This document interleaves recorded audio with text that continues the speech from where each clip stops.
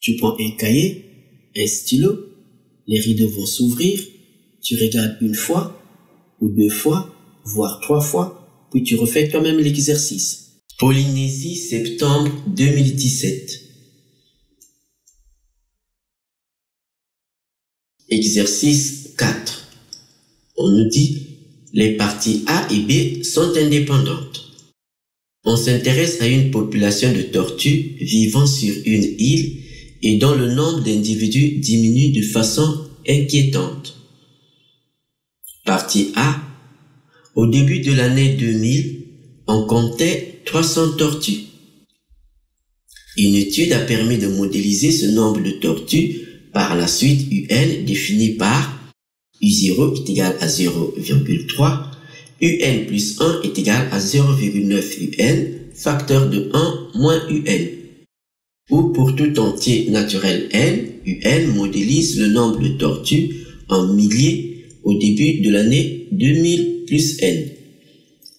Première question, calculez dans ce modèle le nombre de tortues au début de l'année 2001 puis de l'année 2002. Nous avons ici la suite de l'exercice. La suite. Nous allons corriger l'exercice 4, Polynésie, septembre 2017. On nous dit que les parties A et B sont indépendantes. Alors, on s'intéresse à une population de tortues vivant sur une île et dont le nombre d'individus diminue de façon inquiétante. Partie A, on nous dit, au début de l'année 2000, on comptait 300 tortues. Une étude a permis de modéliser ce nombre de tortues par la suite UN définie par, alors U0 est égal à 0,3 et c'est un millier, UN plus 1 est égal à 0,9 UN, facteur de 1 moins UN, ou pour tout entier naturel N, UN modélise le nombre de tortues en milliers au début de l'année 2000 plus N. La première question, calculez dans ce modèle le nombre de tortues au début de l'année 2001, puis de l'année 2002. Donc, ici, on nous dit au début de l'année 2000. Au début de l'année 2000, on a donc U0 est égal à 0,3. Et donc, pour les années suivantes, on a UN plus 1 est égal à 0,9 UN, le tout facteur de 1 moins UN. On a donc cette relation de récurrence. Donc, pour avoir le nombre de tortues au début de l'année 2001, puisque U0, c'est le nombre de tortues au début de l'année 2000, forcément, U1, c'est le nombre de tortues au début de l'année 2001. Donc, on va utiliser cette relation de récurrence. On attribue donc à N la valeur 0 pour avoir U1. U1, c'est le nombre de tortues au début de l'année 2001. Donc, on va écrire. Alors, on va utiliser notre relation de récurrence.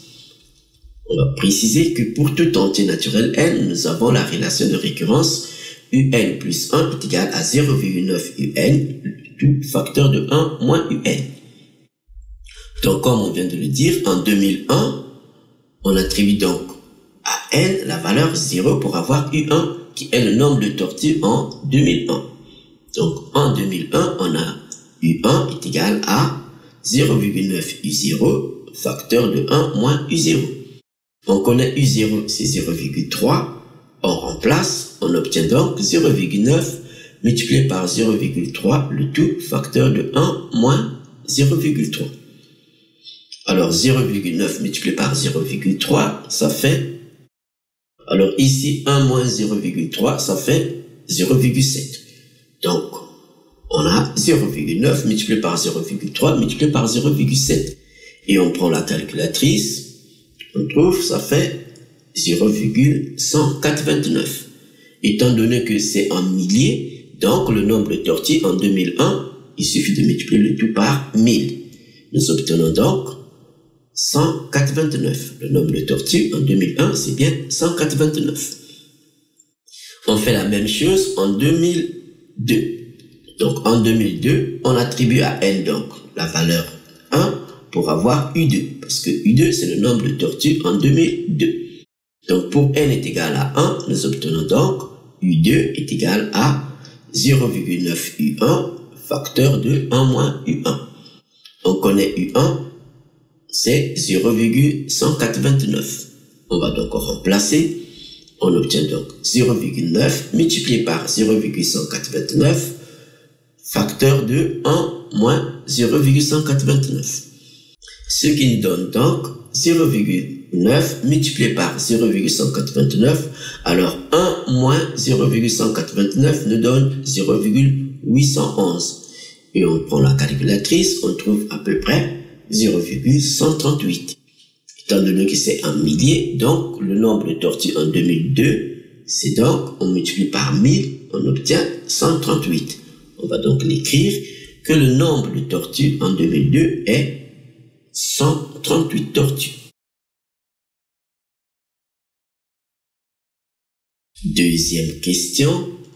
On admet que pour tout entier naturel n, un et 1 moins un appartiennent à l'intervalle fermé de 0 à 1.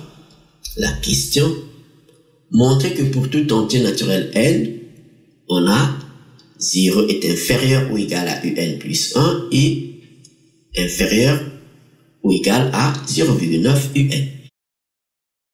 Alors ici nous avons un plus un. On rappelle que par définition, notre suite un est définie par la relation de récurrence. Un plus 1 est égal à 0,9 un facteur de 1 moins un. Alors on nous demande de montrer que un plus 1 est compris entre 0 et 0,9 un. On sait que ici on nous dit bien que un appartient à l'intervalle fermé de 0 à 1. 1 moins un aussi appartient à l'intervalle fermé de 0 à 1. Donc on va préciser que pour tout entier naturel n, un et 1 moins un appartiennent à l'intervalle fermé de 0 à 1. Qu'est-ce que cela signifie? Cela signifie que 0 est plus petit que un et plus petit que 1. De même, 0 est plus petit que 1 moins un et plus petit que 1. Donc ce qui veut dire, on a 0 est inférieur ou égal à un et inférieur ou égal à 1. De même pour 1 moins un. On a donc 0 est inférieur ou égal à 1 moins un et inférieur ou égal à 1. Ici, nous avons un plus 1 qui est égal à 0,9 un et facteur de 1 moins un. On voit bien qu'ici, on a 1 moins un est compris entre 0 et 1. Donc, il suffit de multiplier cette double inégalité par un puis par 0,9. On sait que un est compris entre 0 et 1, donc un est positif. En multipliant par un, les inégalités ne vont pas changer de sens. 0,9 aussi est positif. En multipliant par 0,9, les inégalités ne vont pas changer de sens non plus. Donc, on part du fait que 0 est inférieur ou égal à 1 moins un et inférieur ou égal à 1. En multipliant par un, puisque un est positif, donc on a 0 est inférieur ou égal à un, facteur de 1 moins un est inférieur ou égal à 1 qui multiplie un qui est égal à un. Et on multiplie encore par 0,9 pour avoir un plus 1. En multipliant par 0,9 qui est positif, les inégalités ne vont pas changer de sens. Nous obtenons donc 0 est inférieur ou égal à 0,9 un, facteur de 1 moins un et inférieur ou égal à 0,9 un. Au milieu ici, on a bien un plus 1. Donc on a 0 est inférieur ou égal à un plus 1 et aussi inférieur ou égal à 0,9 un. Donc on vient de montrer que pour tout entier naturel n, on a bien un plus 1 est compris entre 0 et 0,9 un. Petit b, montrer que pour tout entier naturel n, on a 0 est inférieur ou égal à un et est inférieur ou égal à 0,3 qui multiplie 0,9 à la puissance n. Alors on va le faire par récurrence. Démonstration par récurrence. Pour faire une démonstration par récurrence, on doit se donner une propriété Pn. La propriété Pn n'est rien d'autre que ce qu'on nous demande de montrer. En l'occurrence ici, c'est pour tout entier naturel n, on a 0 est inférieur ou égal à un, et aussi est inférieur ou égal à 0,3 qui multiplie 0,9 à la puissance n. Donc, soit Pn, la propriété, pour tout entier naturel n, on a 0 est inférieur ou égal à un, et est inférieur ou égal à 0,3 qui multiplie 0,9 à la puissance n. La première étape, c'est bien l'initialisation. Alors ici, on va vérifier pour la première valeur prise par n. Il est évident que ici on nous dit pour tout entier naturel n. Donc, la première valeur prise par n, c'est bien 0. Donc, à l'initialisation, on va donc vérifier si on a 0 est inférieur ou égal à U0 est inférieur ou égal à 0,3 qui multiplie 0,9 à la puissance 0. Tout en sachant que 0,9 à la puissance 0, ça fait 1. Donc, on doit vérifier si 0 est inférieur ou égal à U0 et est inférieur ou égal à 0,3. Donc, on a, pour n est égal à 0, on sait que U0 est égal à 0,3 par définition. Alors, on vient de le dire que 0,9 à la puissance 0 est égal à 1. Donc, puisque 0,9 à la puissance 0 est égal à 1, nous avons bien 0 est inférieur ou égal à 0,3 et est inférieur ou égal à 0,3. Donc, on va écrire qu'on a bien 0 est inférieur ou égal à 0,3 et inférieur ou égal à 0,3. On conclut que notre propriété Pn est donc vraie au rang n est égal à 0. La deuxième étape, c'est l'hérédité. Alors ici, on suppose que notre propriété Pn est vraie jusqu'au rang n plus grand que 0, puisqu'on vient de montrer que la propriété Pn est vraie au rang n est égal à 0. Cette fois-ci, on suppose qu'elle est vraie jusqu'au rang n plus grand que 0. C'est-à-dire que jusqu'au rang n plus grand que 0, on a 0 est inférieur ou égal à un et est inférieur ou égal à 0,3 qui multiplie 0,9 à la puissance n. On vient d'écrire qu'on suppose que notre propriété Pn est vraie jusqu'au rang n plus grand que 0. Et ensuite, on va montrer qu'elle est vraie au rang suivant, c'est-à-dire qu'elle est héréditaire. Donc, on va montrer qu'elle est vraie au rang n plus 1. Au rang n plus 1, nous obtenons donc 0 est inférieur ou égal à un plus 1 et est inférieur ou égal à 0,3 qui multiplie 0,9 à la puissance n plus 1. Donc, on va le préciser. C'est-à-dire qu'on va montrer que on a 0 est inférieur ou égal à un plus 1 et est inférieur ou égal à 0,3 qui multiplie 0,9 à la puissance n plus 1. Alors, notre hypothèse de récurrence, nous l'avons ici, puisqu'on a supposé que notre propriété Pn est vraie jusqu'au rang n plus grand que 0. C'est-à-dire, notre hypothèse de récurrence est donc 0 est inférieur ou égal à un est inférieur ou égal à 0,3 multiplié par 0,9 à la puissance n. Alors, d'après la question précédente, on a vu à la question de petit a que pour tout entier naturel n, on a un plus 1 est compris entre 0 et 0,9 un. Ici, nous avons notre hypothèse de récurrence. Un est compris entre 0 et 0,3 qui multiplie 0,9 à la puissance n. Donc, par hypothèse, on a supposé que 0 est inférieur ou égal à un et est inférieur ou égal à 0,3 qui multiplie 0,9 à la puissance n est vrai. Ici, nous avons un plus 1 qui est compris entre 0 et 0,9 un. Ici, nous avons un. Ici, nous avons un. Donc, on multiplie cette double inégalité, notre hypothèse de récurrence, par 0,9. En multipliant par 0,9 qui est positif, les inégalités ne vont pas changer de sens. Donc, on va avoir 0 est inférieur ou égal à un plus 1 est inférieur ou égal à 0,9 un.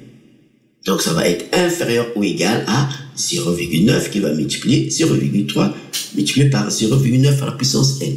Donc, partant de notre hypothèse de récurrence, on a un est compris entre 0 et 0,3 qui multiplie 0,9 à la puissance n. En multipliant par 0,9, Les inégalités ne vont pas changer de sens. Nous obtenons donc 0,9 multiplié par 0, ça fait 0. Donc 0 est inférieur ou égal à 0,9 qui multiplie UN et est inférieur ou égal à 0,3 multiplié par 0,9 à la puissance n multiplié par 0,9.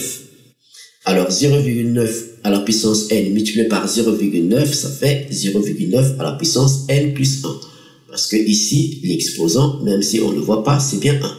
Donc les puissances s'additionnent, on obtient 0,9 à la puissance n plus 1. Donc on va l'écrire. On a donc 0 est inférieur ou égal à 0,9 UN et est inférieur ou égal à 0,3 qui multiplie 0,9 à la puissance n plus 1. Donc d'une part, nous avons UN plus 1 est compris entre 0 et 0,9 UN. Donc entre 0 et 0,9 UN, nous avons UN plus 1. Donc on va écrire qu'on a donc, on part de cette double inégalité, on a 0 est inférieur ou égal à UN plus 1 et est inférieur ou égal à 0,9 UN. Or, cependant, 0,9 UN est aussi inférieur ou égal à 0,3 qui multiplie 0,9 à la puissance n plus 1. Donc, on va ajouter cette partie. Donc, ceci est inférieur ou égal à 0,3 qui multiplie 0,9 à la puissance n plus 1. Ce qui nous donne donc 0 est inférieur ou égal à UN plus 1. On ne va pas prendre cette partie. Donc, directement la toute dernière. Donc, I est inférieur ou égal à 0,3 qui multiplie 0,9 à la puissance n plus 1. Donc, on a 0 est inférieur ou égal à UN plus 1. I est inférieur ou égal à 0,3 qui multiplie 0,9 à la puissance n plus 1. Donc, on retrouve bien cette double inégalité. Ce qui montre que notre propriété Pn est donc vraie au rang n plus 1. C'est-à-dire qu'elle est héréditaire. En conclusion, la propriété Pn est vraie au rang n est égal à 0. Elle est héréditaire. Donc, pour tout entier naturel n, on a bien 0 est inférieur ou égal à UN, I est inférieur ou égal à 0,3 qui multiplie 0,9 à la puissance n. En petit c, déterminer la limite de la suite UN. Puis, que peut-on en conclure sur l'avenir de cette population de tortues? On reprend la question. Petit c, déterminer la limite de la suite UN. Que peut-on en conclure sur l'avenir de cette population de tortues? Alors, d'après la question précédente, on a vu que UN est compris entre 0 et 0,3 qui multiplie 0,9 à la puissance n. On va donc le préciser que d'après la question précédente, pour tout entier naturel n, on a bien UN est compris entre 0 et 0,3 qui multiplie 0,9 à la puissance n. Donc ici, en prenant directement les limites, nous obtenons donc la limite quand n tend vers plus l'infini. Alors ici, on a 0, c'est une constante. Ça ne dépend pas de n, donc la limite quand n tend vers plus l'infini de 0, c'est bien 0, c'est la constante.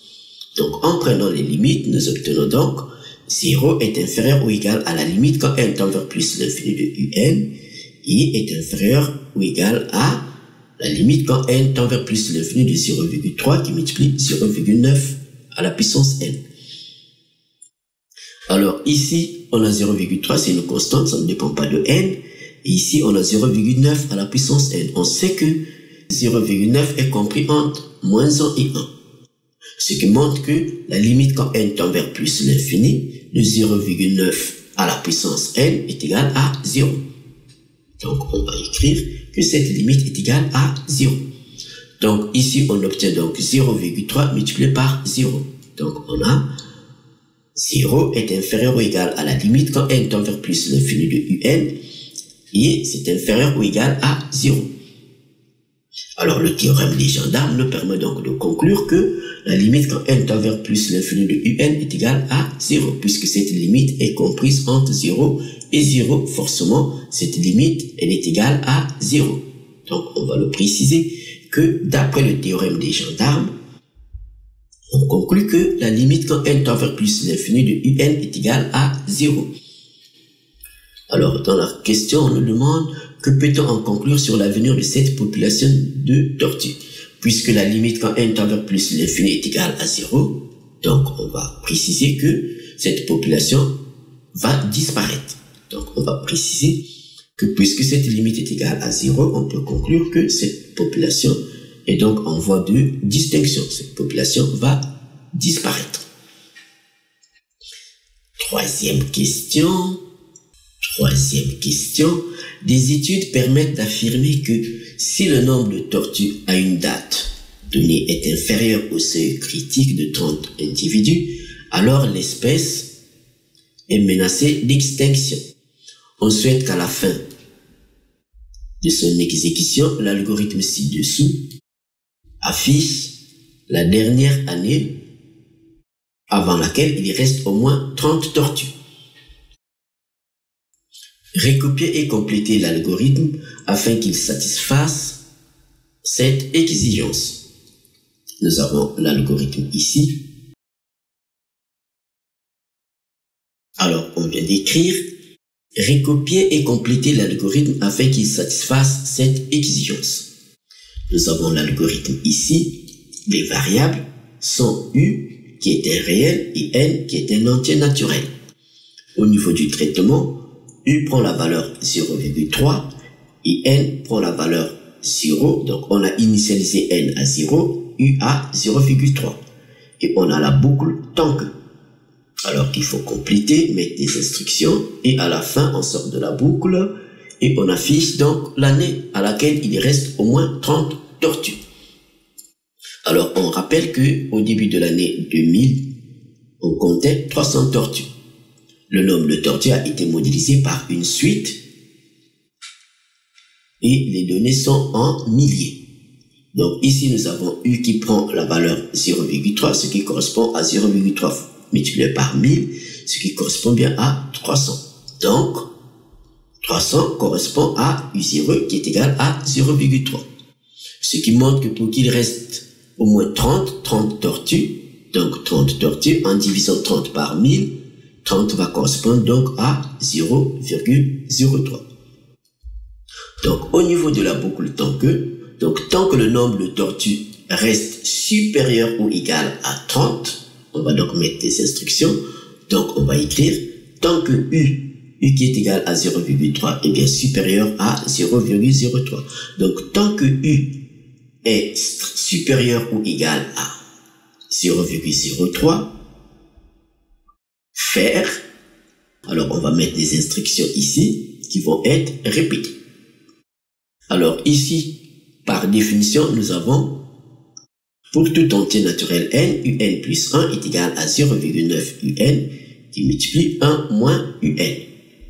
Donc on va attribuer une valeur à u. Donc u va prendre une nouvelle valeur, ça ne sera plus 0,3, ça sera 0,9 multiplié par l'ancienne valeur de u, c'est-à-dire 0,3 par exemple ici, le tout facteur de 1 moins 0,3. Donc on va écrire que u va prendre la valeur 0,9 multiplié par u, c'est-à-dire multiplié par l'ancienne valeur, facteur de 1 moins l'ancienne valeur.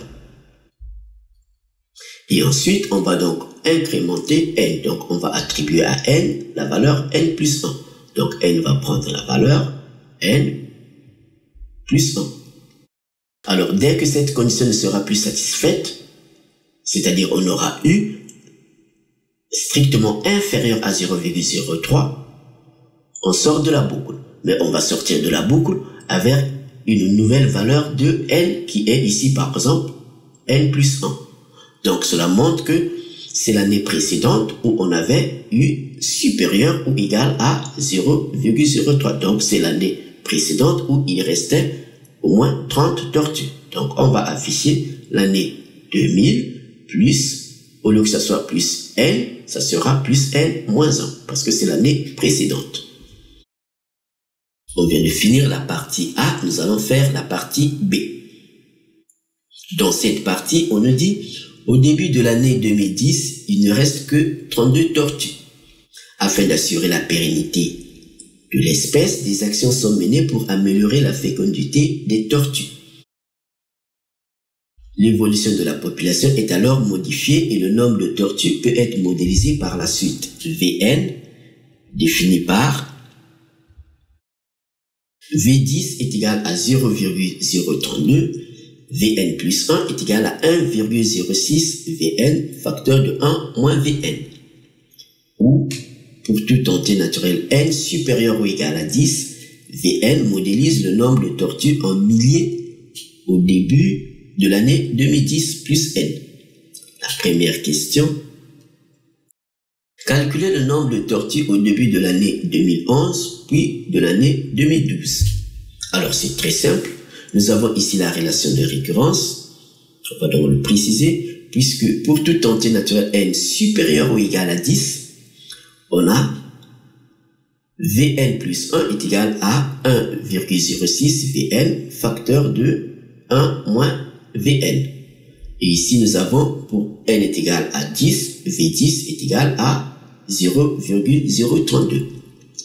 Donc, au début de l'année 2011, on a donc ici, il suffit d'attribuer à n la valeur 10.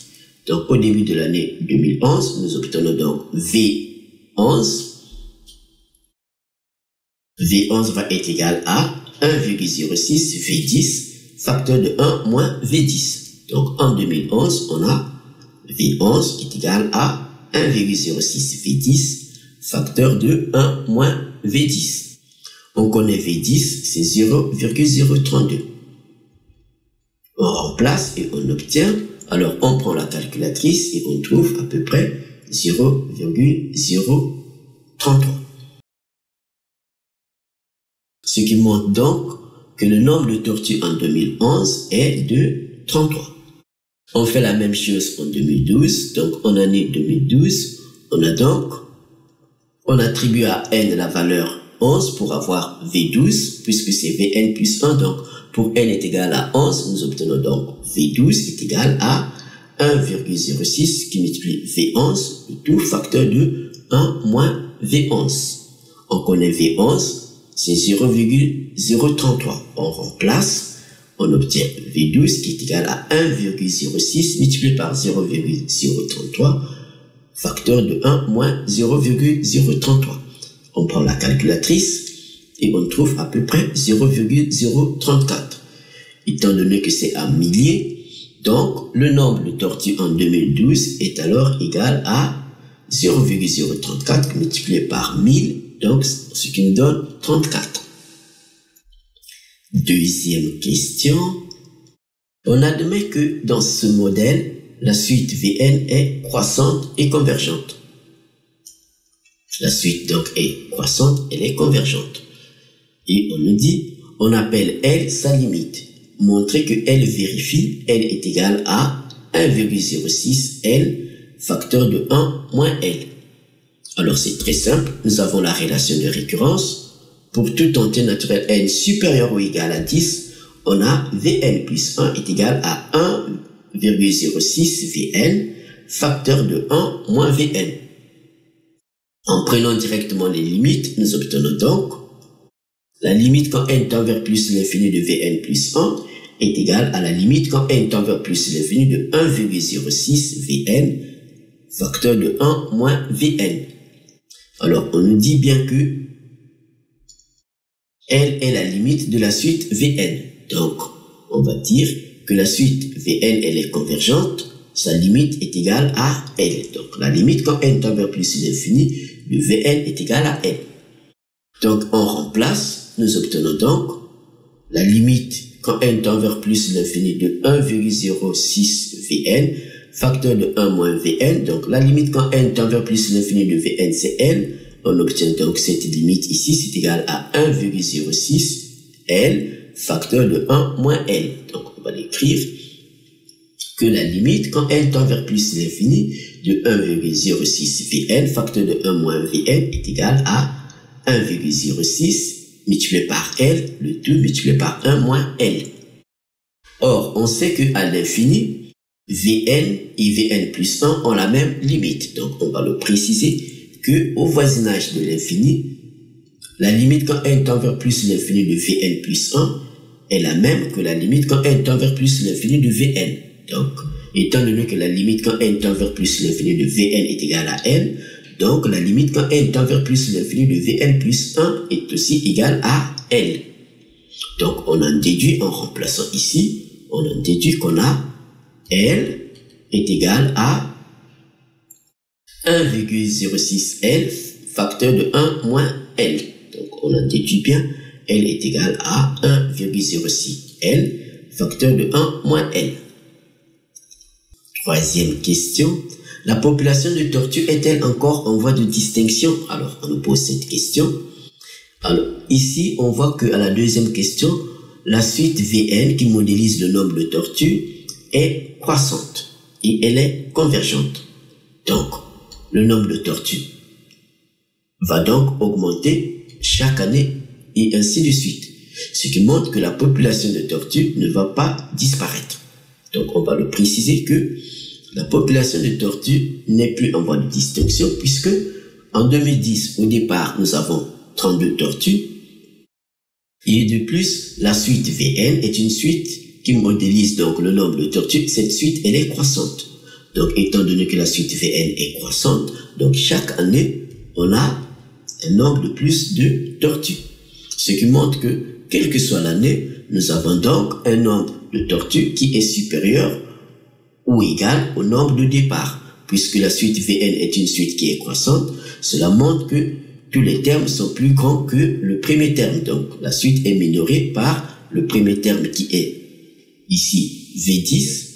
Donc, quelle que soit l'année, on obtient toujours un nombre de tortues qui est supérieur ou égal à V10. En l'occurrence ici, supérieur ou égal à 32 tortues. Donc on va écrire que pour toute entier naturel n supérieur ou égal à 10, on a Vn est supérieur ou égal à V10 parce que la suite Vn est une suite qui est croissante et donc la suite est minorée par le premier terme qui est V10 qui est ici égal à 0,032.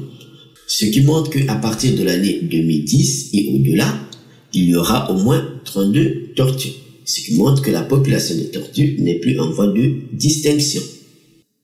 Merci Quimpermat. N'oublie pas de t'abonner à notre chaîne et de faire un like.